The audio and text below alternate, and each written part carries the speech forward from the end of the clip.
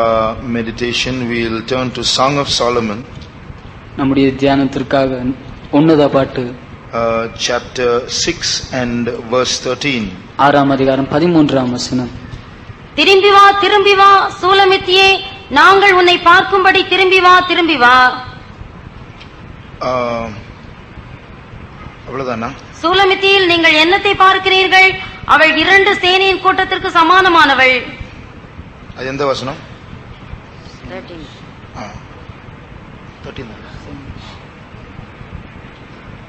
So here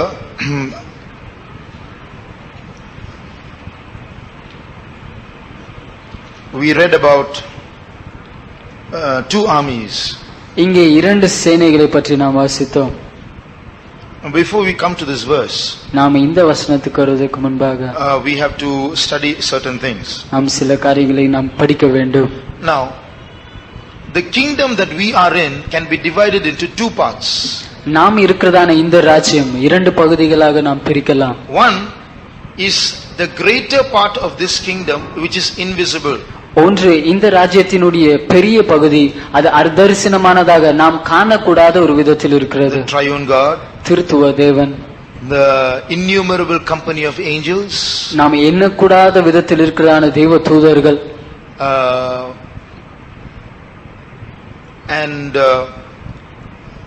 New Jerusalem and Zion, புதிய எருசலேம், சீயோன், the saints who have passed on before, நமக்கு முன்பாக கடந்து சென்றதான பரிசுத்தவான்கள், they are all part of that invisible kingdom and they belong to the greater part. அவர்கள் எல்லோரும் அதர்சனமான அந்த ராஜ்யத்தை சேர்ந்தவர்கள், பெரும்பான்மையான பாகத்தை சேர்ந்தவர்கள் அவர்கள். And there is another visible part of the kingdom which is the church that exists on earth, or in other words, we are that in a visible part. இந்த ராஜ்யத்தினுடைய மற்றும் ஒரு பகுதி இருக்கிறது, அது நாம் காணக்கூடிய சபையாகிய இந்த பகுதி. So in one sense, although we are all part of the same kingdom, in one sense we are separated. That is, the invisible and the visible are separated from each other. நாம் எல்லோரும் அதே ராஜ்யத்தினுடைய பகுதியாக இருந்தாலும் ஒரு விதத்தில் பார்ப்போம் என்றால் காணக்கூடிய ராஜ்யமும் காணக்கூடாத ராஜ்யமும் பிரிந்து இருக்கிறது. So the Bible itself says, now we see as in a glass darkly, but then face to face. வேதம் இப்போது சொல்கிறது, நாம் இப்போது கண்ணாடியில் பார்ப்பதை போல் நாம் பார்த்து கொண்டிருக்கிறோம், ஆனால் மறைமுகமாக பார்த்து கொண்டிருக்கிறோம், ஆனால் அப்போதோ நாம் முகாமுகமாக பார்ப்போம். What does that mean? அதன் அர்த்தம் என்ன? Now we can't see God. இப்போது நம்மால் தேவனை பார்க்க முடியவில்லை.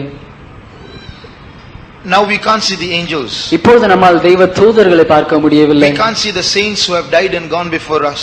நமக்கு முன்பாக மரித்து பரலோகத்துக்கு சென்ற பரிசுத்தவான்களை நம்மால் பார்க்க முடியவில்லை. We can't see New Jerusalem and Zion. புதிய எருசலேமையோ சீயோனையோ நம்மால் பார்க்க முடியவில்லை. So for the present there is a certain distance between that invisible part and the visible part of God's kingdom.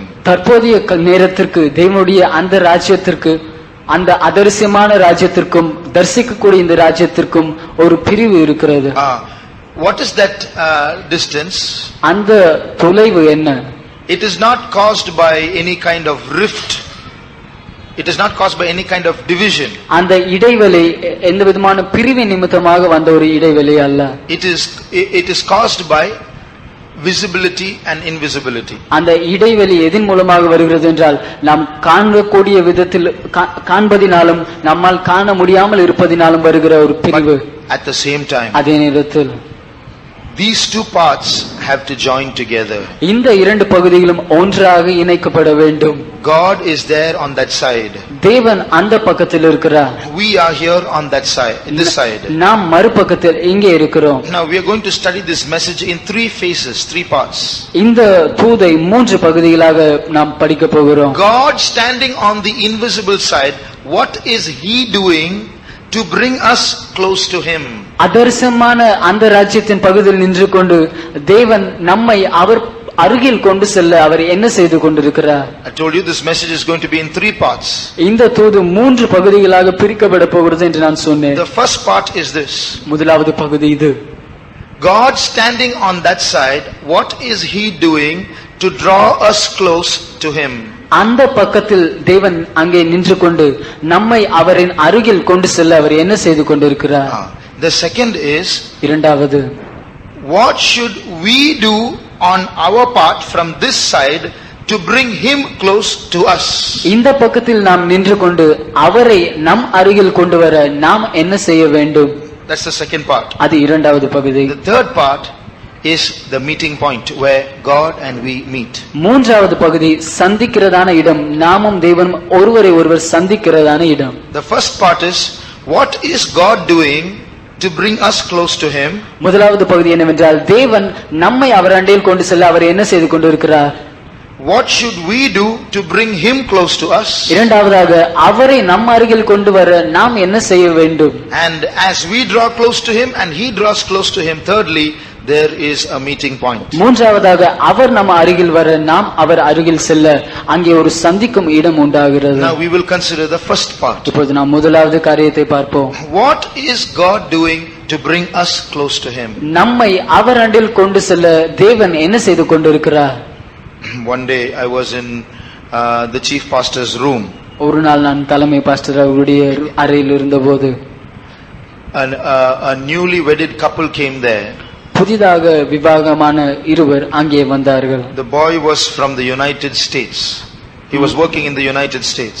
மணமகன் அவன் யுனைடெட் ஸ்டேட்ஸ்ல அவன் வேலை செய்து கொண்டிருந்தான். And the wife, she was here still. மனைவி அவர்கள் இங்கே தான் இருந்து கொண்டிருந்தார்கள். So he was asking the chief pastor, saying, Pastor, please pray that my wife might get her visa in time so she can come there.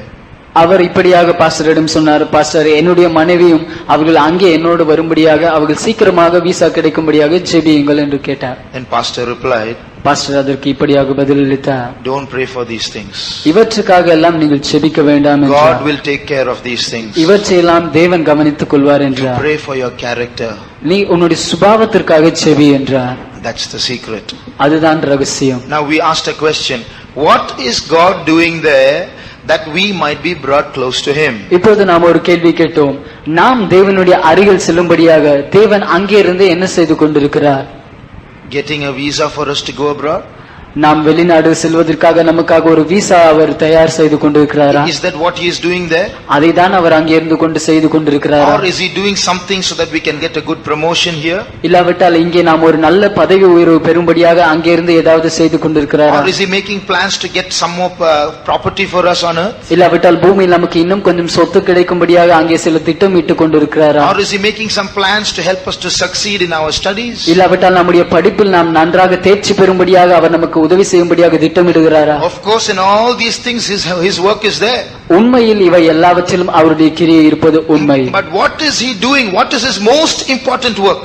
ஆனால் அவர் என்ன செய்கிறார்? அவருடைய மிகவும் முக்கியமான வேலை என்ன? What is he doing to get this bride on earth close to him? பூமியில் இருக்கிறதான அவருடைய இந்த மணவாட்டி அவருடைய அருகில் செல்லும்படியாக அவர் என்ன செய்து Here கொண்டிருக்கிறார்? we have to understand something very important. இங்கே மிகவும் முக்கியமான ஒன்றை நாம் விளங்கிக் கொள்ள வேண்டும்.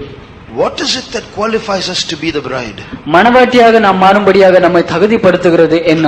Remember, the church is not just some bride, some group of Christians.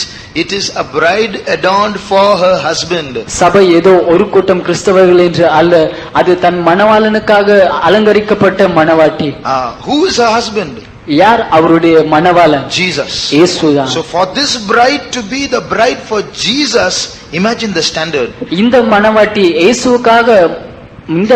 இயேசுவுக்காக மணவாட்டியாக மாற வேண்டும் என்றால் அந்த ஸ்தானம் எப்படி இருக்க வேண்டும் என்று யோசித்து What பாருங்கள். is our qualification to be the bride of Jesus? இயேசுவின் மணவாட்டியாக நாம் மாற வேண்டும் என்றால் நம்முடைய தகுதி என்னவாக இருக்க வேண்டும்? That's the perfection of our character. அதுதான் நம்முடைய சுபாவத்தினுடைய பூரணம். Not how many souls we win. நாம் எத்தனை ஆத்துமாக்களை சம்பாதித்தோம் என்று அல்ல. Not the white clothes we wear. நாம் அணிந்து கொண்டிருக்கிற வெண் வஸ்திரம் அல்ல. Not how much of the Bible we know. எவ்வளவு வேத அறிவு நமக்கு இருக்கிறது என்று அல்ல. Not how many meetings we come and attend. எத்தனை கூட்டங்களுக்கு நாம் வந்து பங்கு பெறுகிறோம் என்று அல்ல. All these are means by which we attain something that is most important, that is the character of Christ. இவையெல்லாம் மிக முக்கியமான கிறிஸ்துவின் சுபாவத்தை நாம் அடைவதற்கு ஒரு ஏதுவாக தான் இருக்கிறது, வழிகள், வழிகாட்டியாக தான் இருக்கிறது. All these are important means, they are not the end point. இவையெல்லாம் முக்கியமான காரியங்களாக வழிகளாக இருந்தாலும் இவை முடிவு அல்ல. The end point is the perfection of Christ. முடிவு கிறிஸ்துவின் பூரணமே.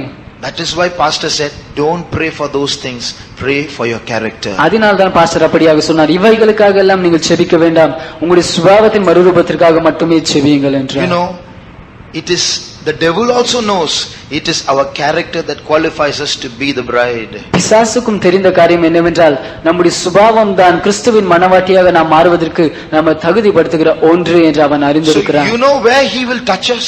அதனால் அவன் நம்மை எங்கே தொடுவான் என்று உங்களுக்கு தெரியுமா? You know where the devil will touch us.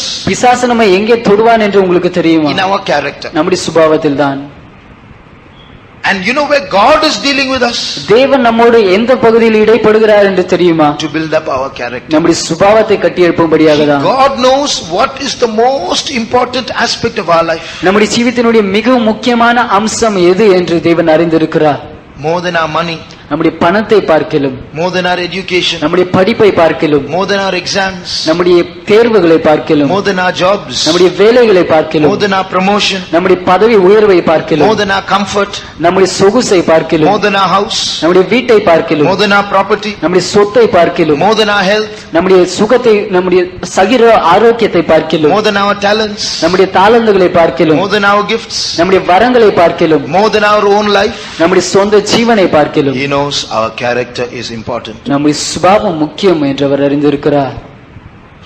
And because our character is most important, நம்முடைய சுபாவம் மிகவும் முக்கியமானதாக இருக்கிறபடியால் sometimes சில நேரங்களில் he will touch all these other things in order to build up our character. நம்முடைய சுபாவத்தை அவர் கட்டியெழுப்பும்படியாக மற்ற இந்த எல்லா காரியங்களையும் அவர் தொடுகிறார். Or he will lay our hands on those things. இல்லாவிட்டால் அவைகளின் மீது அவருடைய கையை வைக்கிறார். Or he will take away some of those things. இல்லாவிட்டால் அவைகளில் சிலவற்றை அவர் எடுத்து விடுகிறார். He will take away our money. நம்முடைய பணத்தை எடுத்து He விடுவார். will take away our house. நம்முடைய வீட்டை எடுத்து விடுவார். Take away our property. நம்முடைய சொத்தை எடுத்து விடுவார். Take away our health. நம்முடைய சுகத்தை எடுத்து விடுவார். Take away our job. நம்முடைய வேலையை எடுத்து விடுவார். Take away our promotion. நம்முடைய பதவி உயர்வை எடுத்து விடுவார். What is the reason for God allowing all this in our life? ஏன் இவற்றையெல்லாம் தேவன் நம்முடைய ஜீவிதத்தில் அனுமதிக்கிறார்? Only one thing. ஒரு காரியத்திற்காகவே, our character. நம்முடைய சுபாவத்திற்காக. So if I lose my job, அதனால் என்னுடைய வேலையை நான் ஒருவேளை இழந்து விடுவேன். what do I pray for? நான் எதற்காக ஜெபிக்கிறேன்? Not my job. என்னுடைய வேலைக்காக அல்ல. Not for another job. இன்னொரு வேலைக்காக அல்ல. But for my character. ஆனால் என்னுடைய When சுபாவத்திற்காக. I have no money, என்னிடம் பணம் இல்லை என்றால் what do I pray for? நான் எதற்காக ஜெபிக்கிறேன்? Lord, I need money. ஆண்டவரே எனக்கு பணம் வேண்டும். That's not my prayer. அது என்னுடைய ஜெபம் அல்ல. Pray for my character. என்னுடைய சுபாவத்திற்காக நான் When I fail ஜெபிக்கிறேன். in my exams, what do I pray for? என்னுடைய தேர்வுகளில் நான் தோல்வி அடையும் போது எதற்காக நான் ஜெபிக்கிறேன்? Lord, I want to pass this time. ஆண்டவரே இந்த முறையாவது நான் தேர்ச்சி பெற That's வேண்டும். not my prayer. அது என்னுடைய ஜெபம் அல்ல. Lord, I pray for my character. ஆண்டவரே என்னுடைய சுபாவத்திற்காக நான் ஜெபிக்கிறேன். Beloved, we must realize that the most important thing in our life is our character development. அருமையானவர்களே, நம்முடைய ஜீவிதத்தில் இருக்கிற மிக முக்கியமான காரியம் நம்முடைய சுபாவம் மறுரூபமாகிற காரியம் என்று நாம் உணர்ந்து கொள்ள But so வேண்டும். often we neglect all these things. ஆனால் அடிக்கடி அநேக முறை இவற்றையெல்லாம் நாம் அசட்டை செய்கிறோம். This character development has lost importance in our life. We want to get things done any old way. இந்த சுபாவ வளர்ச்சி நம்முடைய ஜீவிதத்திலே நாம் இதற்கு முக்கியத்துவம் தராதபடியால் காரியங்கள் எல்லாம் ஏதாவது ஒரு விதத்தில் நடைபெற வேண்டும் என்று நாம் விரும்புகிறோம். That is why when we pray for certain things, he doesn't answer our prayer because he knows character comes first. அதனால் தான் சில காரியங்களுக்காக நாம் ஜெபிக்கும்போது நம்முடைய ஜெபங்களுக்கு அவர் பதில் அளிப்பதில்லை. ஏனென்றால் அவர் அறிந்திருக்கிற காரியம் என்னவென்றால் சுபாவம் முதலாவது அவசியம் என்று அவர் அறிந்திருக்கிறார். Suppose some little children misbehave.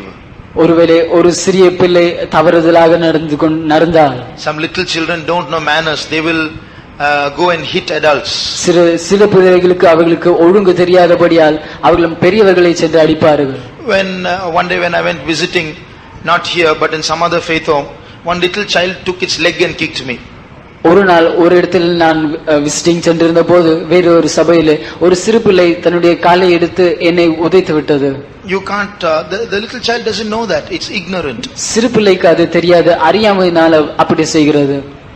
But to teach it what is right and what is wrong, what do parents do sometimes? ஆனால் அந்த சிறு குழந்தைக்கு எது தவறு எது சரி என்று கற்றுத் தரும்படியாக சில நேரத்தில் பெற்றோர்கள் என்ன செய்கிறார்கள்? we take away what is favorite for it. அந்த சிறு பிள்ளைக்கு மிகவும் பிரியமான காரியம் என்னவோ அதை நாம் தராமல் வெறுத்து விடுகிறோம். Suppose it has a good toy that it loves. ஒருவேளை அதுக்கு பிடித்த நல்ல ஒரு பொம்மை இருக்கிறது என்று வைத்துக் கொள்வோம். We take it away. அதை நாம் எடுத்து விடுகிறோம். And the child cries for it. அந்த சிறு பிள்ளை அது வேண்டும் என்று அழுகிறது. What do? நாம் என்ன செய்கிறோம்? We place a condition. நாம் ஒரு நிபந்தனை விதிக்கிறோம். Go and say sorry. நீ போய் அங்கே மன்னிப்பு கேள். What you did was wrong. நீ செய்தது தவறு. Go and say sorry. அங்கே போய் மன்னிப்பு கேள். So till the child says sorry, we won't give it back. அந்த பிள்ளை மன்னிப்பு கேட்கும் வரை நாம் அந்த பொம்மையை மீண்டுமாக தருவதில்லை. Why? ஏன்? We want to tell the child what it did was wrong. அந்த சிறு பிள்ளை செய்த காரியம் தவறு என்று அந்த பிள்ளைக்கு நாம் உணர்த்த We விரும்புகிறோம். want to know, let the child know what is right and what is wrong. அந்த சிறு பிள்ளைக்கு எது தவறு எது சரி என்று கற்றுத் தர So விரும்புகிறோம். to teach it, what did we do? அதை கற்றுத் தரும்படியாக நாம் என்ன செய்தோம்? We took away from the child what it loved. அந்த சிறு பிள்ளையிடம் இருந்து அது விரும்பின அந்த பொருளை நாம் எடுத்து விட்டோம். In the same way, அதே விதத்தில் God will take away anything from us to teach us good character. நல்ல சுபாவங்களை நமக்கு கற்றுத் தரும்படியாக தேவன் நம்மிடத்திலிருந்து எதையும் எடுத்து விடுவார். What does the Bible say? வேதம் என்ன சொல்கிறது? It pleased the Lord to bruise his son for our sakes. நம் நிமித்தமாக குமாரனை நொறுக்குவது தேவனுக்கு சித்தமாயிருந்தது. And it pleases the Lord to bruise us for our sakes too.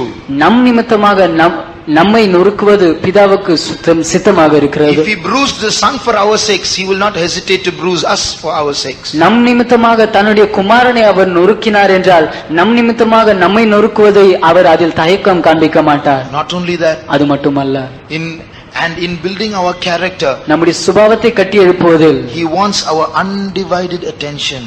நாம் திசை திருப்பப்படாத பிரிவில்லாத ஒரு கவனத்தை அவர் விரும்புகிறார். Our eyes, our attention, our senses, our desires, all should be set only on him. நம்முடைய கண்கள், நம்முடைய கவனம், நம்முடைய புலன்கள், நம்முடைய வாஞ்சைகள் எல்லாம் அவர் மீது மட்டுமே பதிக்கப்பட்டிருக்க So he வேண்டும். will take away anything that distracts us from him. அதனால் அவரிடத்திலிருந்து நம்மை திசை திருப்புகிற எதுவா இருந்தாலும் அதை நம்மிடத்திலிருந்து அவர் எடுத்து விடுகிறார். So that we might run our race looking only unto him. அதன் மூலமாக அவரை மட்டுமே பார்த்துக் கொண்டு நம்முடைய ஓட்டத்தை நாம் ஓடும்படியாக. So if he sees our attention being diverted anywhere, he will not hesitate to take away that thing. நம்முடைய கவனம் வேறு ஏதாவது திசையில் அது திசை திருப்பப்படுவதை அவர் பார்க்கும்போது அந்த காரியத்தை அவர் எடுத்து விடும்படியாக அவர் தயக்கம் காண்பிக்க மாட்டார். That's why God is very strict with us, because he loves us so much. அதனால்தான் தேவன் நம்மிடம் மிகவும் கடினமாக இருக்கிறார். ஏனென்றால் அவர் நம்மை மிகவும் நேசிக்கிறார். He is so possessive about us. He doesn't want us to be going after anyone else, only after him. அவர் நாம் அவருக்கு மட்டும் உரிமையாக இருக்க வேண்டும் என்று விரும்புகிறார். மற்ற காரியங்கள் மற்றவர் நபர்களை நாம் தேடி போவதை அவர் விரும்புவதில்லை. So we must realize what we are here for. நாம் இங்கே எதற்காக இருக்கிறோம் என்பதை நாம் உணர்ந்து கொள்ள And வேண்டும். how does God transform our character? தேவன் நம்முடைய சுபாவத்தை எப்படி மறுரூபப்படுத்துகிறார்? It is true through the troubles of everyday life. ஒவ்வொரு நாளிலும் நாம் பெற்றுக்கொள்கிறதான பிரச்சனைகள் தொந்தரவுகள் மூலமாக அவர் மறுரூபப்படுத்துகிறார் என்பது உண்மை. So we should not think that anything that happens in our life is by accident. For a Christian, there are no accidents, only incidents. நம்முடைய ஜீவிதத்தில் நடைபெறுகிறதான காரியங்கள் எல்லாம் அது தற்செயலாக நடைபெற்றது என்று அல்ல. கிறிஸ்தவர்களுக்கு தற்செயலாக எதுவும் சம்பவிப்பதில்லை. அது எல்லாம் நிகழ்கிறதான காரியங்களாக இருக்கிறது. Everything God knows. எல்லாம் தேவன் அறிந்திருக்கிறார். Nothing takes place in a single Christian's life outside of his knowledge. எந்த ஒரு கிறிஸ்தவனுடைய ஜீவியத்திலும் அவருடைய அறிவுக்கு அப்பாற்பட்டு எதுவும் சம்பவிப்பதில்லை. You see Job's life. யோபுவின் ஜீவியத்தை பாருங்கள். His family, all his children died. அவனுடைய குடும்பத்தில் எல்லா பிள்ளைகளும் மரித்து போனார்கள். All his riches, his flock and sheep and camels, all gone. அவனுடைய ஐஸ்வர்யம், அவனுடைய ஆடு, அவனுடைய ஒட்டகங்கள், மந்தை எல்லாம் போய்விட்டது. His body is affected. அவனுடைய சரீரம் வாதிக்கப்படுகிறது. We must realize one thing about Job. யோபை பற்றி நாம் ஒரு காரியம் விளங்கிக் கொள்ள வேண்டும். Job, we know that Satan and God challenged each other over Job. சாத்தானும் தேவனும் யோபின் மீது அவர்கள் சவால் விட்டு ஒரு காரியத்தை செய்கிறார்கள் என்று நமக்கு தெரியும். It's written in Job chapter 1. We know it. யோபு முதலாம் அதிகாரத்தில் அது எழுதப்பட்டிருக்கிறது, அது நமக்கு தெரியும். But we should know Job never read Job chapter 1. ஆனால் யோபின் புத்தகம் 1ஆம் அதிகாரத்தை வாசிக்கவில்லை என்பதை நாம் அறிந்து கொள்ள வேண்டும். We know that God and Satan challenged each other over Job, but Job never knew it. தேவனும் சாத்தானும் யோபுவை மத்தியில் வைத்து சவால் விட்டார்கள் என்று நமக்கு தெரியும். ஆனால் யோபு அதை படித்ததில்லை. For him it just happened as calamity after calamity without reason. அவனுக்கோ அது எந்த விதமான காரணம் இல்லாமல் சேதத்தின் மீது ஒரு சேதமாக வந்தது. And after that, அதன் பின்பு you see his wife mocking at him.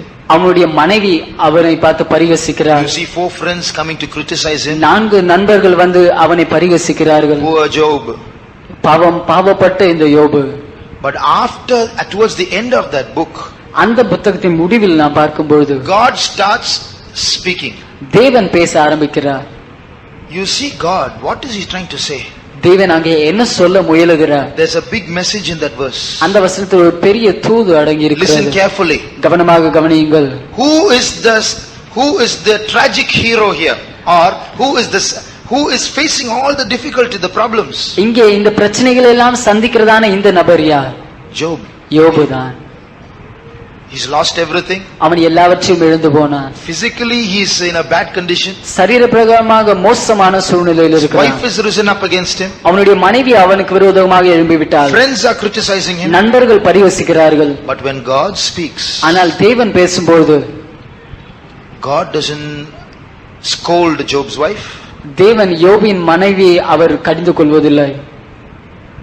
God doesn't talk much to his friends. தேவன் யோபின் சிநேகிதர்களிடம் அதிகம் பேசுவதும் இல்லை. God doesn't console Job. தேவன் யோபுவை தேற்றுவதும் இல்லை. He blasts Job, he explodes.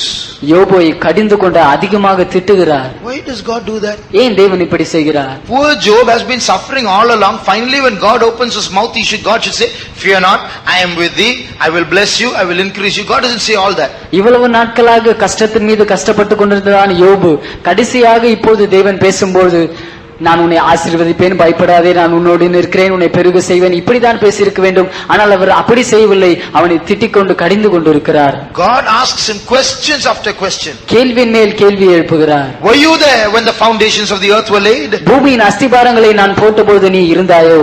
Do you know about the battle horse? யுத்தத்துக்கு செல்கிறதான குதிரையை பற்றி உனக்கு தெரியுமா என்று கேட்கிறார்.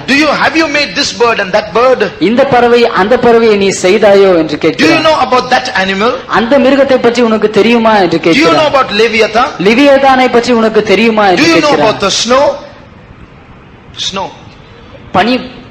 பனியை பற்றி உறைந்த மழையை பற்றி உனக்கு தெரியுமா என்று கேட்கிறார். God fires question after question. இப்படி கேள்வியின் மீது கேள்வியாக யோபுவின் மீது தேவன் எழுப்புகிறார். Why does God do that? ஏன் தேவன் இப்படி செய்கிறார்? What is God trying to say? இவற்றின் மூலமாக தேவன் என்ன சொல்ல முயலுகிறார்? What is the message of God there? அங்கே தேவனுடைய தூது என்ன? Job, யோபுவே, all these calamities have struck your house. உன்னுடைய வீட்டிற்கு இந்த சேதங்கள் எல்லாம் வந்தது. But why am I scolding you at the end of it all? ஆனால் இவை எல்லாவற்றின் முடிவில் நான் ஏன் உன்னை கடிந்து கொள்கிறேன் என்றார். I am telling you, Job, that I know everything. எல்லாவற்றையும் நான் அறிந்திருக்கிறேன் என்று நான் உனக்கு சொல்கிறேன் யோபுவே. I know about the birds, I know about the animals, I laid the foundation of the earth. I am asking you all these questions only to tell you, I who know all these things know you also. பறவைகளை பற்றி எனக்கு தெரியும், மிருகங்களை பற்றி எனக்கு தெரியும், இவற்றையெல்லாம் பற்றி எனக்கு தெரியும். ஆனால் இந்த கேள்விகளை எல்லாம் நான் உன்னிடம் கேட்பதற்கு காரணம் என்னவென்றால் இவற்றையெல்லாம் அறிந்த நான் உன்னுடைய ஜீவிதத்தில் சம்பவிக்கிறதான எல்லா சேதங்களையும் அறிந்திருக்கிறேன் என்று உனக்கு அறிவிக்கும்படியாகவே நான் கேட்கிறேன். So what was God's message to Job? யோபுவிடம் தேவனுடைய தூது என்னவாக இருந்தது? Job, trust me. யோபுவே, நீ என்னில் நம்பிக்கையாயிரு. I know what I am doing. நான் என்ன செய்கிறேன் என்று எனக்கு தெரியும். That is a message God gave to Job. அந்த தூதை தான் தேவன் யோபுவுக்கு தந்தார். And through that message God is speaking to us. Everything that happens in our life God knows. அந்த தூதின் மூலமாக தேவன் நம்மோடு பேசுகிற காரியம் என்னவென்றால் நம்முடைய ஜீவிதத்தில் சம்பவிக்கிறதான எல்லா காரியங்களையும் தேவன் அறிந்திருக்கிறார். And what is his message to us? அவருடைய தூது நமக்கு என்னவாக இருக்கிறது? Trust me. என்னில் நம்பிக்கையாயிரு. I know everything that is going on. Trust me. உன்னுடைய ஜீவிதத்தில் சம்பவிக்கிற எல்லாவற்றையும் நான் அறிந்திருக்கிறேன். நீ என்னில் நம்பிக்கையாயிரு. I am building your character. உன்னுடைய சுபாவத்தை நான் கட்டி எழுப்புகிறேன். Don't be in a hurry. நீ அவசரப்படாதே, Trust me. என்னில் நம்பிக்கையாயிரு, Keep looking at me. என்னையே தொடர்ந்து Let bar, not your attention be diverted. உன்னுடைய கவனம் திசை திருப்பப்பட வேண்டாம். Do you know what I'm doing in your life? உன்னுடைய ஜீவிதத்தில் நான் உனக்கு என்ன செய்கிறேன் என்று உனக்கு தெரியுமா? Building your character உன்னுடைய சுபாவத்தை நான் கட்டி எழுப்புகிறேன், so that you can be close to me. அதன் மூலமாக நீ என் அருகில் வரும்படியாக. That's why I allowed this in your life. அதனால் தான் உன்னுடைய ஜீவிதத்தில் நான் இதை அனுமதித்தேன். With our raw, unformed natures, நம்முடைய இந்த பழைய உருவாக்கப்படாத இந்த சுபாவத்தினாலே we can never get close to God. தேவனுடைய அருகில் நாம் செல்லவே So முடியாது. we should be grateful to God for these adverse situations He's allowed in our life. இந்த பிரதிகூலமான சூழ்நிலைகளை அவர் நம்முடைய ஜீவிதத்தில் அனுமதித்ததுக்கு தேவனுக்கு நாம் நன்றியாக இருக்க வேண்டும். He has sent His trials as cords of love. அவருடைய அன்பின் கயிறுகளாக அவர் பரீட்சைகளை நம் மண்டையில் அனுப்புகிறார். So in one sense we should thank Him for all our troubles. ஒரு விதத்தில் பார்ப்போம் என்றால் அவர் நமக்கு அனுமதிக்கிறதான இந்த பிரச்சனைகளுக்கு எல்லாம் நாம் அவருக்கு நன்றி செலுத்த வேண்டும். There is a song in English like this. ஆங்கிலத்தில் இப்படியாக ஒரு பாடல் உண்டு. I thank God for the mountains. நான் மலைகளுக்காக தேவனை துதிக்கிறேன். Not for the mountains on earth, but the mountains in my life. பூமியில் இருக்கிற மலைகள் அல்ல, என்னுடைய ஜீவிதத்தில் அவர் அனுமதிக்கிற மலைகள். I thank God for the mountains.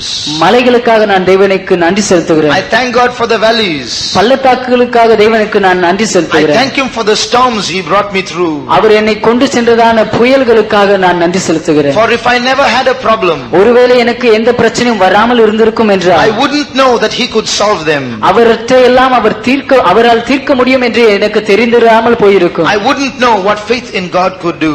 தேவனில் இருக்கிறதான விசுவாசம் எதை செய்யக்கூடும் என்று ஒருவேளை எனக்கு தெரியாமல் போயிருக்கும். Through all these things I have learned to trust in Jesus.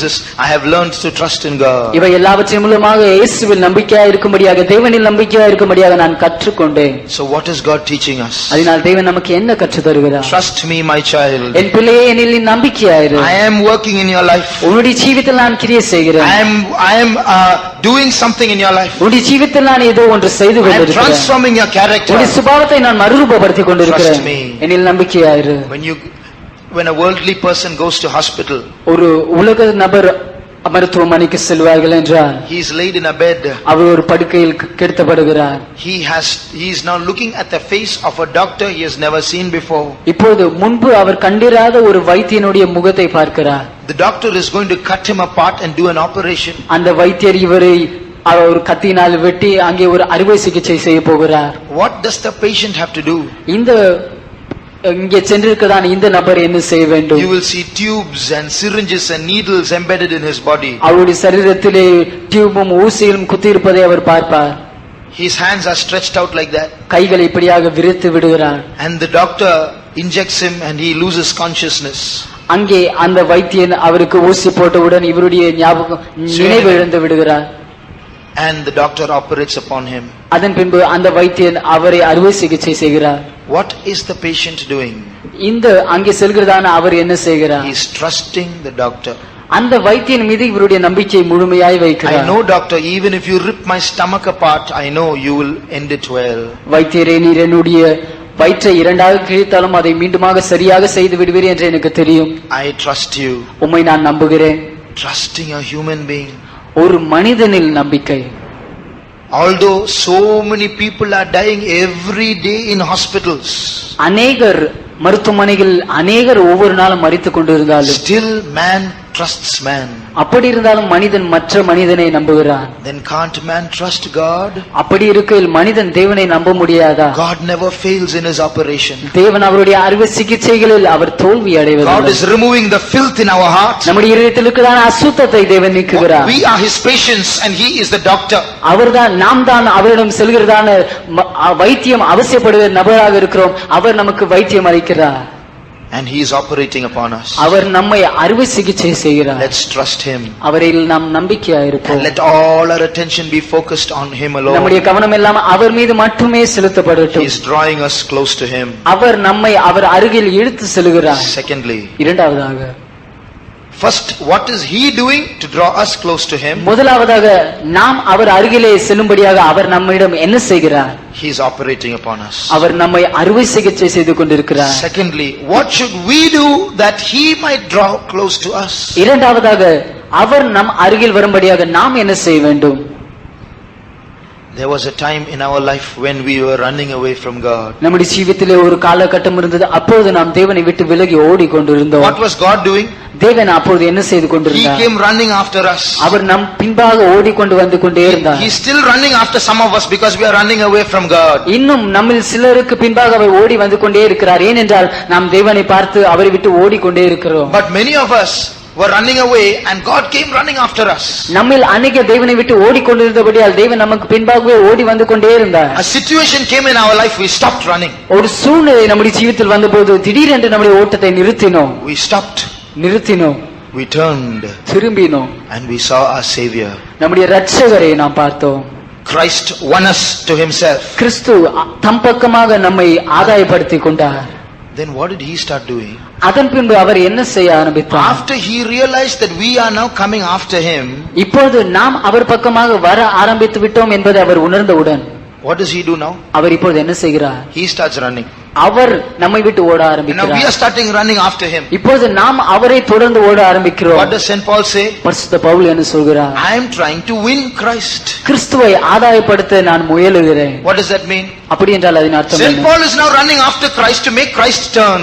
கிறிஸ்துவை தம் பக்கமாக திரும்ப செய்யும்படியாக பரிசுத்த பவுல் கிறிஸ்துவை நோக்கி ஓடிக்கொண்டிருக்கிறார். So Christ is going on running away from St. Paul. கிறிஸ்து பரிசுத்த பவுலை விட்டு விலகி ஓடிக்கொண்டே இருக்கிறார். And St. Paul is running after Christ. பரிசுத்த பவுல் கிறிஸ்துவை தொடர்ந்து ஓடிக்கொண்டே So இருக்கிறார். St. Paul is asking himself, அதனால் பரிசுத்த பவுல் அவரை பார்த்தே கேட்கிறார், why is he running like this away from me? ஏன் இவர் என்னை விட்டு இப்படியாக விலகி So ஓடுகிறார்? what does he say? அதனால் அவர் என்ன சொல்கிறார்? Little by little, what things were gained to me, those I count loss and dung, so that I may win Christ. கொஞ்சம் கொஞ்சமாக அந்த கிறிஸ்துவை நான் ஆதாயப்படுத்திக் கொள்ளும்படியாக எனக்கு லாபமாக இருக்கிற எல்லாவற்றையும் நஷ்டமாக கருதி அவற்றை தள்ளி விடுகிறேன், குப்பையாக எண்ணுகிறேன். குப்பையாக எண்ணுகிறேன். So what is St. Paul trying to do? பரிசுத்த பவுல் என்ன செய்ய முயலுகிறார்? He is trying to win Christ. அவர் கிறிஸ்துவை ஆதாயப்படுத்திக் கொள்ள In other விரும்புகிறார். words, Christ should turn towards him. மறு வார்த்தையில் கிறிஸ்து தம் பக்கமாக திரும்ப வேண்டும். So what is he doing? அதனால் அவர் என்ன செய்கிறார்? Jesus is running away from me. இந்த இயேசு என்னை விட்டு ஓடிக்கொண்டிருக்கிறாரு. Something in me he doesn't like, that's why he's running. அவர் என்னில் எதையோ விரும்பவில்லை, அதனால் தான் இப்படி ஓடுகிறார். How to attract him now?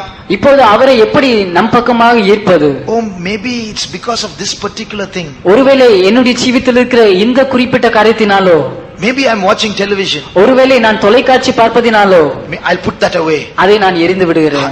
See, now he's turning towards me. இப்போது அவர் என் பக்கமாக கொஞ்சம் திரும்ப ஆரம்பித்து But he's விட்டார். not turning fully. ஆனால் அவர் முழுமையாக திரும்பவில்லையே. He's looking at me, but still he's running away. அவர் என்னை பார்க்கிறார், அப்படி இருந்தாலும் ஓடுகிறார். Something else that he hates, that is in me. வேற ஏதோ காரியம் அவர் என்னில் வெறுக்கிறார். So he puts away something else. அதனால் வேற எதையோ அவர் எடுத்து Like எறிகிறார். this, one by one, he starts putting away everything in his life. இப்படியாக தன்னுடைய ஜீவிதத்தில் ஒவ்வொன்றாக அவர் எரிந்து கொண்டே இருக்கிறார். What is he putting away?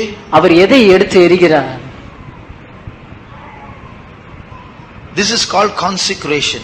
இதுதான் பிரதிஷ்டை என்று அழைக்கிறோம். We put away some things in our life to win Christ. சிலவற்றை கிறிஸ்துவை ஆதாயப்படுத்திக் கொள்ளும்படியாக நம்முடைய ஜீவிதத்தில் சிலவற்றை நாம் எடுத்து விடுகிறோம், கலைந்து விடுகிறோம். What is consecration? பிரதிஷ்டை என்றால் என்ன? Some will say, I won't sleep on a pillow, I won't wear slippers. சிலர் சொல்வார்கள், நான் தலையணை வைத்து தூங்குவதில்லை, காலணிகள் அணிவதில்லை என்று சொல்கிறார்கள். Some will say, I won't drink coffee, I won't drink tea, I won't have a non-vegetarian food. சிலர் சொல்வார்கள்,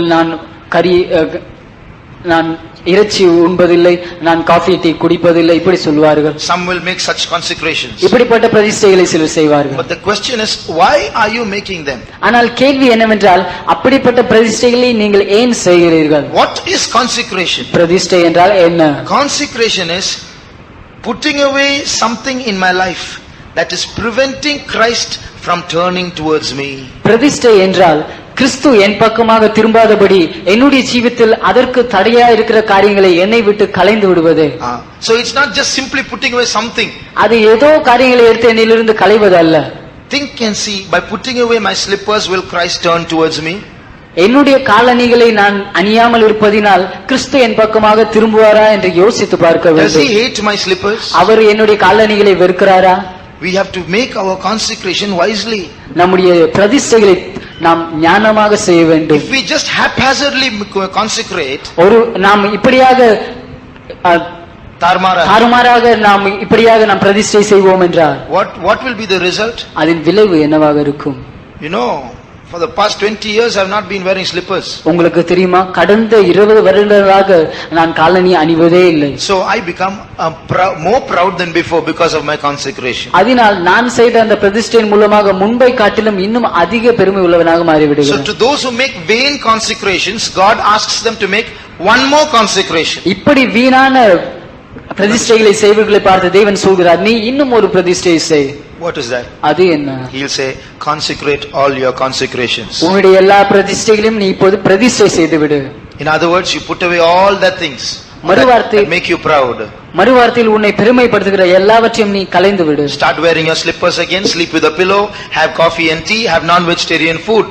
These are not the things that are hindrance between you and me.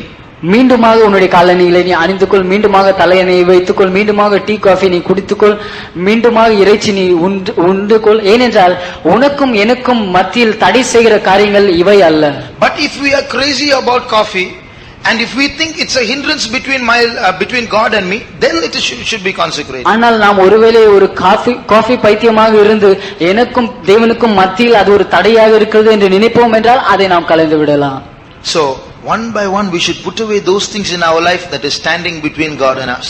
இப்படி நம்முடைய ஜீவிதத்தில் நமக்கும் தேவனுக்கும் மத்தியில் இடையூறாக தடையாக இருக்கிற எல்லாவற்றையும் ஒவ்வொன்றாக நாம் கலைந்து விட வேண்டும். What did St. Paul say? பரிசுத்த பவுல் என்ன சொன்னார்? Those things which were gain to me, those I counted loss for Christ. எனக்கு ஆதாயமாய் இருந்த காரியங்களை, லாபமாய் இருந்தவற்றை கிறிஸ்துவுக்காக நஷ்டமாக கருதினேன்.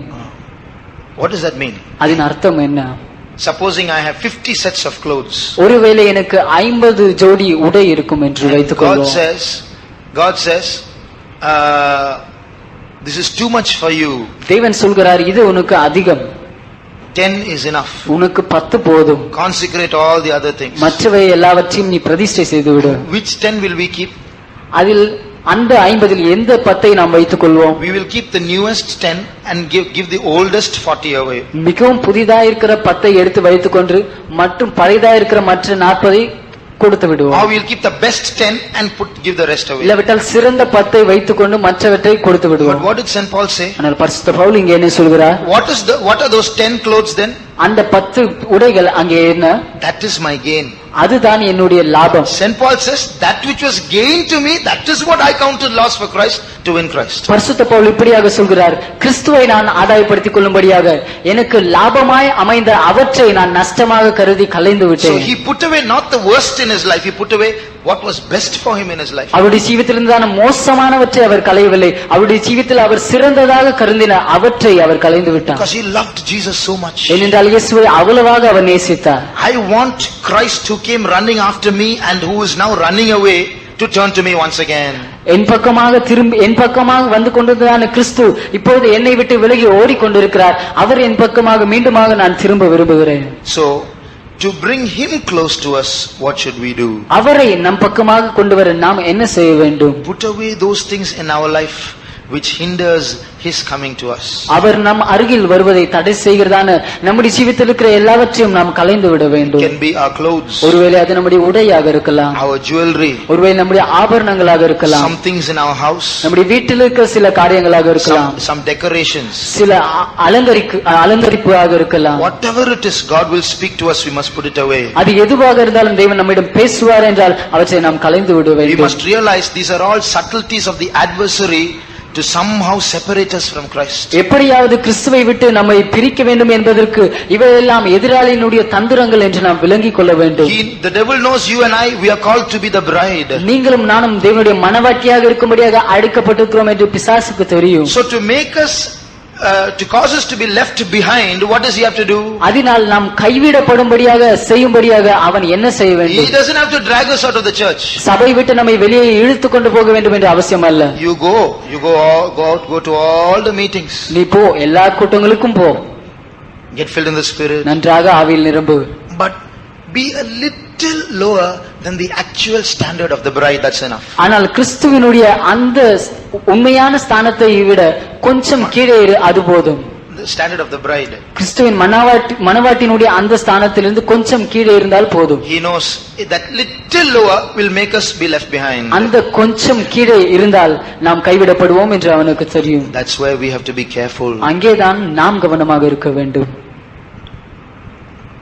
We have to put away those things which God does not want in our lives. நம்முடைய ஜீவிதத்தில் தேவன் விரும்பாத அவற்றை நாம் களைந்து விட வேண்டும். Whatever it is. அது எதுவாக இருந்தாலும். Not only put it away, we have to count it as dung to win Christ. அதை களைந்து விடுவது மட்டுமல்ல, நாம் கிறிஸ்துவை ஆதாயப்படுத்த வேண்டும் என்றால் அவற்றை நாம் குப்பையாக கருத வேண்டும். Sometimes when we consecrate some things, the devil will make us feel sad for those things afterwards. சில நேரத்தில் சில காரியங்களை நாம் பிரதிஷ்டை செய்த பின்பு அவற்றுக்காக சில நேரம் கழித்த பின்பு துக்கப்படும்படியாக பிசாசு செய்கிறான். One day I had bought a particular what is called a sound card for the computer. ஒரு நாள் என்னுடைய கணிப்பொறிக்காக சவுண்ட் கார்டு என்று அதை வாங்கி இருந்தேன். And with that they gave 2 CDs free which had computer games in it. அதோடு கூட அவர்கள் கம்ப்யூட்டர் விளையாட்டு கேம்ஸ் அடங்கியதான 2 CD என்னிடம் அது இலவசமாக தந்தார்கள். I have never seen computer games before. முன்பு நான் கம்ப்யூட்டர் கேம்ஸ் பார்த்ததில்லை. So I just wanted to see what it is like. I was just curious to know. அதனால் அது எப்படிதான் இருக்கிறது என்று பார்க்க ஆர்வமாக இருந்தேன். So I loaded it and started playing. அதனால் அதை நான் போட்டு பார்க்க ஆரம்பித்தேன். It was so realistic. அது அவ்வளவு உண்மையாய் இருப்பதை போன்று இருந்தது. It started occupying my time. It was so beautiful, so exciting. அவ்வளவு அழகாக அவ்வளவு சந்தோஷம் மூட்டக்கூடியதாக இருந்தபடியால் என்னுடைய நேரத்தை அது பிடுங்க ஆரம்பித்தது. Slowly I realized my concentration, my attention were all being diverted to it. கொஞ்சம் கொஞ்சமாக என்னுடைய கவனம், என்னுடைய எண்ணம் எல்லாம் அதற்கு நேராக போவதை நான் உணர்ந்தேன். Then I realized something has to be done. அதன் பின்பு நான் உணர்ந்தேன் சில காரியம் செய்யப்பட வேண்டியிருக்கிறது. I started wasting my time. என்னுடைய நேரத்தை நான் வீணாக கழிக்க ஆரம்பித்து விட்டேன். My attention is being diverted. என்னுடைய கவனம் திசை திருப்பப்படுகிறது. So I didn't give those CDs to someone else. அதனால் அந்த CD எடுத்து மற்ற யாருக்கும் நான் தந்து விடவில்லை. I broke it. அதை உடைத்து விட்டேன். And put it in the dustbin. குப்பை தொட்டியில் போட்டு விட்டேன். But after a few days suddenly I felt sad. சில நாட்கள் கழித்து துக்கம் அடைந்தேன். So what an exciting game. Why did I have to break it? என்ன ஒரு நல்ல சந்தோஷம் ஊட்டக்கூடிய ஒரு விளையாட்டு, அதை போய் நான் ஏன் உடைத்து விட்டேன்? But thank God it was broken. Now although I feel sad, I can't get it again. ஆனால் கர்த்தருக்கு நன்றி, அதை நான் உடைத்தபடியால் இப்பொழுது நான் துக்கப்பட்டாலும் அதை நான் மீண்டுமாக பெற்றுக்கொள்ள முடியாது. So that is how we have to make our consecrations. அப்படிதான் நம்முடைய தீர்மான பிரதிஷ்டைகளை நாம் செய்ய வேண்டும். Not only to put it away, we have to count it as dung. அதை நாம் கலைந்து விடுவது மட்டுமல்ல, அதை நாம் குப்பையாக கருத வேண்டும். Somehow Jesus should turn towards us. எப்படியோ இயேசு நம் பக்கமாக திரும்ப வேண்டும். If you have noticed till now we have not come to the key verse. இதுவரை நாம் கவனித்திருப்போம் என்றால் ஆரம்ப வசனத்திற்கு நாம் இன்னும் வரவில்லை. This message seems to be unlinked with the key verse, but now we come to the key verse. இந்த தூது ஆரம்ப வசனத்தோடு சம்பந்தம் இல்லாததை போன்று இருக்கிறது. ஆனால் நாம் இப்பொழுது ஆரம்ப வசனத்துக்கு மீண்டுமாக திரும்ப வருவோம். We saw two groups of people. நாம் 2 கூட்டம் ஜனங்களை பார்த்தோம். One is the invisible kingdom, the other is the visible part of the kingdom. ஒரு கூட்டம் அதர்சனமான அந்த கூட்டம், மற்றொரு கூட்டம் தரிசிக்கக்கூடிய ராஜ்யமாகிய இந்த பகுதி. Jesus is there on that side. இயேசு அந்த பக்கத்தில் இருக்கிறார். And we the church are here on this side. சபையாகிய நாம் இப்பக்கத்தில் இருக்கிறோம். Now when we read the key verse, நாம் இந்த ஆரம்ப வசனத்தை வாசிக்கும் பொழுது we read that verse is we read of 2 armies. அங்கே 2 சேனைகளை பற்றி நாம் வாசிக்கிறோம். In the Hebrew word for that term 2 armies is Mahanaim. 2 சேனைகள் என்றதான அதற்கு கிரேக்க பதம் மகனாயின் என்றதான எபிரேய பதம் is Mahanaim. மகனாயின் என்றதான வார்த்தை. What does Mahanaim mean? மகனாயின் என்றால் என்ன? It means 2 armies. அப்படி என்றால் 2 சேனைகள். If you turn to Genesis chapter 32 ஆதியாகமம் 32ஆம் அதிகாரம் and read verse 2. 2ஆம் வசனம். யாக்கோபு அவர்களை கண்டபோது இது தேவனுடைய சேனை என்று சொல்லி அந்த ஸ்தலத்திற்கு மக்னாயிம் என்று பெயரிட்டான். Here Jacob himself came like a small army. யாக்கோபு தானே இங்கே ஒரு சிறிய ஒரு சேனை போல் வருகிறான். He had so many goats and sheep and oxen and bulls and his family all were going like an army now in that place. அநேக ஆடு மாடுகளும் தன்னுடைய பிள்ளைகளும் குடும்பமாக ஒரு சேனை போல அவர்கள் அந்த இடத்திற்கு போகிறார்கள். At that same time God's host meets him. அதே நேரத்தில் தேவனுடைய சேனை அங்கே அவனை சந்திக்கிறது. So there are two armies now meeting each other. இரண்டு சேனைகள் இப்போது ஒன்றை ஒன்று சந்திக்கிறது. So he called that place Mahanaim. அதனால் அந்த இடத்தை அவன் மகனாயிம் என்று அழைக்கிறான். So Mahanaim means a place where two armies meet. மகனாயிம் என்றால் இரண்டு சேனைகள் ஒருவரை ஒருவர் சந்திக்கிற இடம். Now there is a dance called the Mahanaim dance. மகனாயிம் நடனம் என்று ஒரு நடனம் உண்டு. What is that dance? அந்த நடனம் என்ன? When an army goes to battle, ஒரு சேனை யுத்தத்திற்கு செல்லும் பொழுது, when the Israelites went to battle இஸ்ரவேலர்கள் யுத்தத்திற்கு சென்றபோது, and they returned with spoil, அவர்கள் கொள்ளையாடின பொருளோடு திரும்ப வந்தபோது, there are two groups. One is the group that remain in Israel guarding the country. இரண்டு கூட்டம் இருப்பார்கள். ஒரு கூட்டம் ஜனங்கள் இஸ்ரவேலில் தானே இருந்து அவர்களுடைய தேசத்தை அவர்கள் பாதுகாத்துக் கொண்டிருப்பார்கள். They are by the stuff, by the things that Israelites have. அவர்கள் அவர்களுடைய உரிமைகள் அண்டையில் இருப்பார்கள். But there is another group that goes to the enemy's country and fights. ஆனால் மற்றொரு கூட்டம் சத்ருவின் பாளையத்திற்கு சென்று யுத்தம் செய்கிறார்கள். And when they come back with the spoil, அவர்கள் கொள்ளை பொருளோடு திரும்பி வந்தவுடன், the people who stayed in the country and the people who fought and came back, அங்கே யுத்தம் செய்து திரும்பி வந்த ஜனங்களும் தேசத்தில் பாதுகாத்துக் கொண்டிருந்த ஜனங்களும், they are like the two hosts.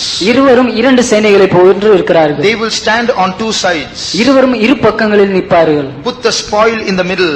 மத்தியில் கொள்ளை பொருளை வைப்பார்கள். And they will start dancing around the spoil. அந்த கொள்ளை பொருளை சுற்றி சுற்றி நடனமாடுவார்கள். That is called the Mahanaim dance. அதுதான் மகனாயிம் நடனம் என்று If you அழைக்கப்படுகிறது. turn to 1 Samuel chapter 24, முதலாம் சாமுவேல் chapter 30, முதலாம் சாமுவேல் 30ஆம் அதிகாரம்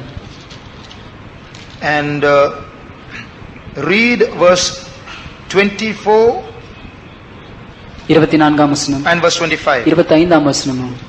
இந்த காரியத்தில் உங்கள் சொற்கேட்க யார் சம்மதிப்பான்? யுத்தத்திற்கு போனவர்களின் பங்கு எவ்வளவோ அவ்வளவு ரஸ்துக்களில் இருந்தவர்களுக்கும் பங்கு வீதம் கிடைக்க வேண்டும், சரி பங்காக பங்கிடுவார்களாக என்றான். அப்படியே அந்நாள் முதற்கொண்டு நடந்து வருகிறது. அதை இஸ்ரவேலிலே இந்நாள் வரைக்கும் இருக்கும் கட்டளையும் பிரமாணமுமாக ஏற்படுத்தினான். So the spoil was equally shared. அங்கே அவர்களுடைய கொள்ளை பொருள் அங்கே சமமாக பங்கிடுகிறார்கள். Now read verse 16. 16ஆம் வசனம். இவன் அவனை கொண்டு போய் விட்ட போது, இதோ அவர்கள் வெளியெங்கும் பரவி புசித்து குடித்து தாங்கள் பெலிஸ்தியர் தேசத்திலும் யூதா தேசத்திலும் கொள்ளையிட்டு வந்த மகா பெரிதான அந்த எல்லா கொள்ளைக்காகவும் ஆடி பாடிக்கொண்டிருந்தார்கள். ஆடி பாடிக்கொண்டிருந்தார்கள். That's a dance. அது ஒரு நடனம். So they were dancing around the spoil that they had got. அவர்கள் பெற்றுக்கொண்டதான அந்த கொள்ளை பொருளின் மீது அவர்கள் நடனமாடி This கொண்டிருந்தார்கள். is called the Mahanaim dance. இதுதான் இந்த மகனாயிம் நடனம் என்று அழைக்கப்படுகிறது. Now this dance is going to take place once again. இந்த நடனம் மீண்டுமாக நடைபெற போகிறது. God is preparing two armies. தேவன் இரு சேனைகளை ஆயத்தப்படுத்திக் கொண்டிருக்கிறார். One is an army on earth. ஒரு சேனை பூமியில் நாம் பார்க்கிறதான சேனை. One is an army in heaven. மற்றொரு சேனை பரலோகத்தில் இருக்கிற சேனை. So from heaven a host of saints are going to come when Jesus comes.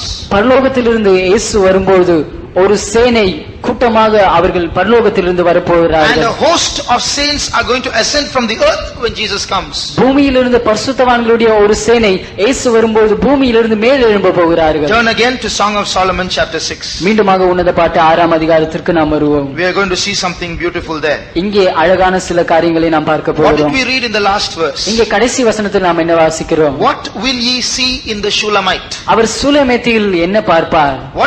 Who is this Shulamite? இந்த சூலமேத்தி யார்? Whoever she is, literally, spiritually, she refers to the bride of Christ. எழுத்தின் பிரகாரமாக அவள் யாராக இருந்தாலும் ஆவிக்குரிய பிரகாரமாக பார்ப்போம் என்றால் இயேசுவின் மணவாட்டியை அவள் காண்பிக்கிறார். Who is the bride of Christ? கிறிஸ்துவின் மணவாட்டி யார்? What do you see in the bride of Christ? கிறிஸ்துவின் மணவாட்டியில் நீங்கள் என்ன பார்க்கிறீர்கள்? Two armies. இரண்டு சேனை. What are those two armies? இந்த இரண்டு சேனை என்ன இது? Read the 4th verse. 4ஆம் வசனத்தை வாசியுங்கள். என் பிரியமே, நீ திர்சாவை போல் சௌந்தரியமும் எருசலேமை போல் வடிவும் கொடிகள் பறக்கும் படையை போல் கெடியுமானவள். படையை போல், that's an army again. மீண்டுமாக இங்கே சேனை என்று நாம் படை சேனை என்று பார்க்கிறோம். What is this army now like? இந்த சேனை இப்போது எதை போல் இருக்கிறது? She is compared to Tirzah and Jerusalem. அது திர்சாவை போலவும் எருசலேமை போலவும் வடிவமைக்கப்பட்டிருக்கிறது என்று They சொல்லப்படுகிறது. are places on earth. அவை பூமியில் இருக்கிறதான இடங்கள். That's one army. அது ஒரு சேனை. Now read verse 10. இப்போது 10ஆம் வசனத்தை வாசியுங்கள். சந்திரனை போல் அழகும் சூரியனை போல் பிரகாசமும் கொடிகள் பறக்கும் படையை போல் கெடியுமுள்ளவளாய் அருணோதயம் போல் உதிக்கிற இவள் யார்? Again we see an army. மீண்டுமாக இங்கே ஒரு சேனையை பார்க்கிறோம். And who is this army compared to? இந்த சேனை யாருக்கு ஒப்பிடப்படுகிறார்? Compared to the moon, சந்திரனுக்கு ஒப்பிடப்படுகிறார். compared to the sun. சூரியனுக்கு ஒப்பிடப்படுகிறார். So in chapter 4, in verse 4 we see an army compared to earthly places. In verse 10 we see an army compared to heavenly bodies. 4ஆம் வசனத்திலே ஒரு சேனை பூமியின் இடங்களுக்கு ஒப்பிடப்படுகிறார். 10ஆம் வசனத்தில் பார்க்கும்போது ஒரு சேனை பரலோகத்தில் இருக்கிறதான சூரிய சந்திரனுக்கு ஒப்பிடப்படுகிறார். So there is one army on earth, one army in heaven. பூமியில் ஒரு சேனை, பரத்தில் ஒரு சேனையை பார்க்கிறோம். And what is Mahanaim? மகனாயிம் என்றால் என்ன?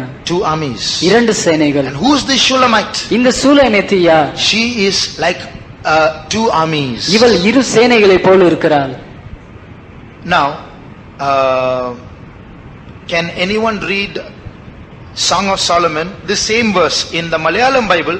It's in chapter 7 and verse 1. உன்னத பாட்டு 7ஆம் அதிகாரம் 1ஆம் வசனத்தில் இதே வசனத்தை மலையாள வேதாகமத்தில் யாராவது ஒருவர் வாசியுங்கள். 7:1. 7ஆம் அதிகாரம் 1ஆம் வசனம். നിങ്ങൾ മഹനൈമേ നിർത്തത്തെ പോലെ ശൂലംകാരത്തെ കാണുവാൻ ആഗ്രഹിക്കുന്നു. See what is written there. அங்கே என்ன எழுதப்பட்டிருக்கிறது? We in Tamil and English it's written 2 சேனைகள் or 2 armies, but in Malayalam it says മഹനൈമിന്റെ നൃത്തം. What does that mean? Mahanaim dance. தமிழிலே ஆங்கிலத்திலே 2 சேனைகள் என்று பார்க்கிறோம். ஆனால் மலையாள வேதாகமத்தில் பார்க்கும்போது மகனாயிம் நடனம் என்று நாம் அங்கே பார்க்கிறோம்.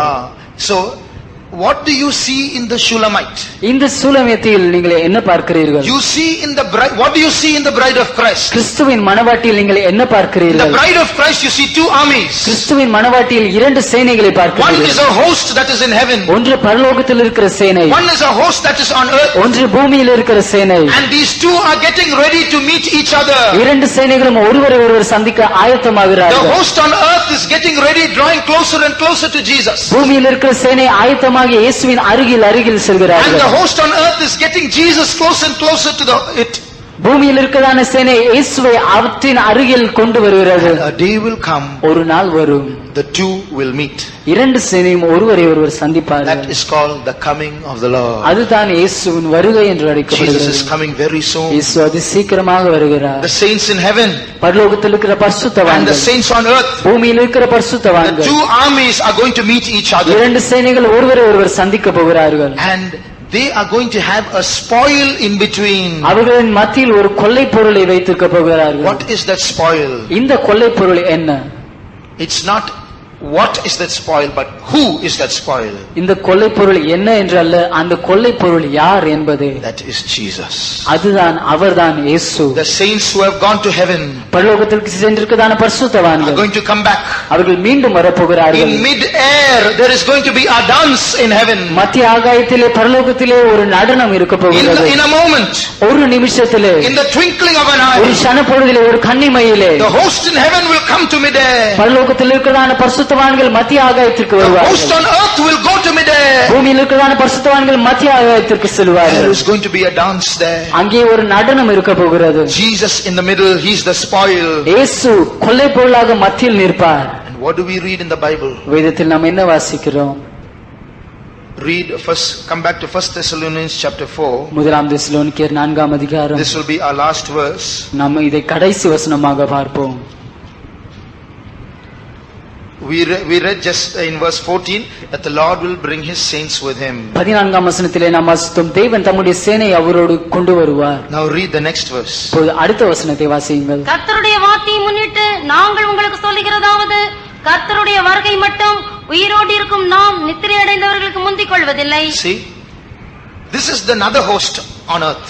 இது பூமியில் இருக்கிற வேறொரு சேனை. So there is a host in heaven that is coming down. பரலோகத்திலிருந்து கீழே வருகிற ஒரு சேனை There is இருக்கிறது. a host on earth that is getting ready. பூமியிலிருந்து ஆயத்தமாகிக் கொண்டிருக்கிற ஒரு சேனை Now இருக்கிறது. read the next verse. அடுத்த வசனத்தை வாசியுங்கள். ஏனெனில் கர்த்தர் தாமே ஆரவாரத்தோடும் கர்த்தர் தாமே ஆரவாரத்தோடும். Just imagine, God is coming down shouting. கர்த்தர் ஆரவாரத்தோடு வருகிறார் என்றால் அது எப்படி இருக்கும் என்று யோசித்து பாருங்கள். He's not saying anything. அவர் எதையும் சொல்வதில்லை. Have you ever shouted? நீங்கள் எப்பொழுதாவது சத்தமிட்டு இருக்கிறீர்களா? We have so many ways of shouting. நாம் பல விதத்தில் சத்தமிடுகிறோம். We don't know how God is going to shout. தேவன் எப்படி சத்தமிட போகிறார் என்று நமக்கு But தெரியாது. He's going to shout. ஆனால் அவர் சத்தமிட போகிறார். We say we have so many ways of shouting, isn't it? பல விதத்தில் நாம் சத்தமிடுகிறோம் அல்லவா? We say oi or hey or something like that. ஓ ஏ என்று நாம் சத்தமிடுகிறோம். But God is going to descend with a shout. ஆனால் தேவன் ஒரு ஆரவாரத்தோடு சத்தத்தோடு வரப்போகிறார். Why? ஏன்?